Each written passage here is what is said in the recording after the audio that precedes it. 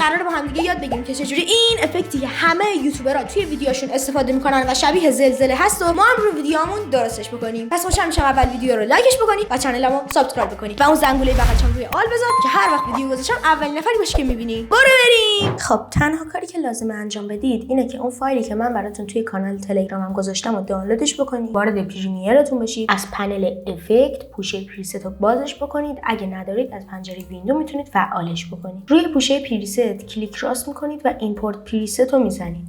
این فایلی که براتون گذاشتم رو واردش میکنید و توی این پوشه بجز افکت زلزله چند تا افکت مختلف دیگه هم هست. با هم الان تستش میکنیم. شماره یکیش نوشته هارد که همون افکت زلزله هست.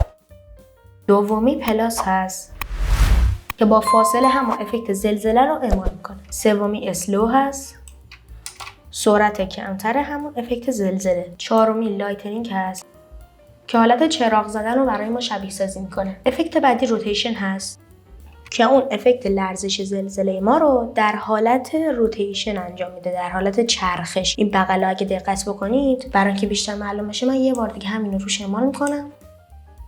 و آخریش زوم هست که هی دوربین عقب جلو میکنه و لرزش رو ایجاد میکنه. مرسی که تا آخر ویدیو همراه بودی. خوشحال میشم ویدیو رو لایک کنی و کانالمو سابسکرایب کنی و اگه از این ویدیو خوشت اومد برای دوستاتم بفرستی. تا درود دیگر، بدرود.